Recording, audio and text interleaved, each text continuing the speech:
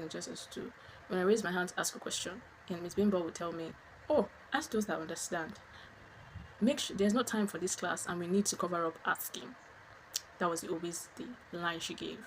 When my dad came for open day, he asked me why I was failing maths, and I simply told him, "Dad, I don't understand this maths because each time I ask Miss Bimbo will always say, ask those that understand." Meanwhile, those that understand are those that take her private lessons. This was a boarding school, and if you don't pay for her private lessons, she doesn't teach everything in class or take her time to teach for others to understand.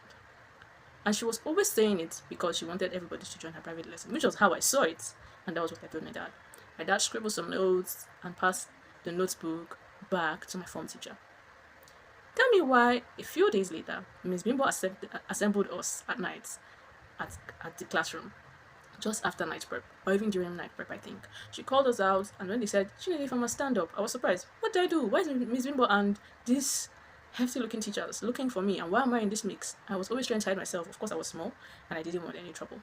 What happened?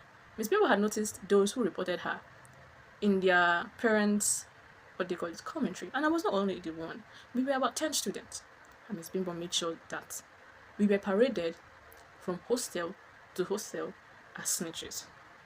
She gave us over to the seniors to punish us, but before that, there used to be this teacher called Mr. Zamshaka, and this other teacher called, I can't even remember his name. He's kind of short and has his body. I'm not going to tell you the name of my school, but those that know. And I'm not doing this to blame my teachers. No, I'm doing this to correct an anomaly that is also going to be going on presently with students and their teachers. That is the educators.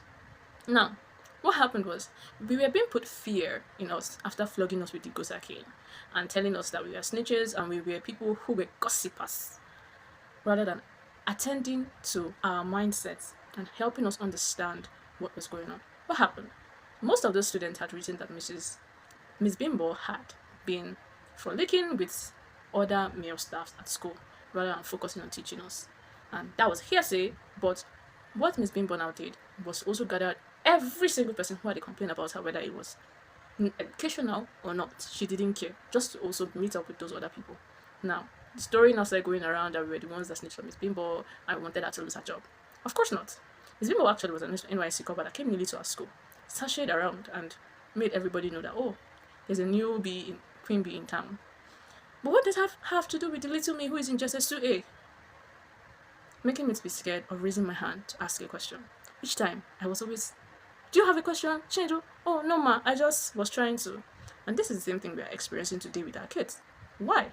Most kids don't ask questions. Most kids are scared to ask questions, but that's why their parents are paying school fees for them to sit in class and ask you, the educator, a question. And yes, you might be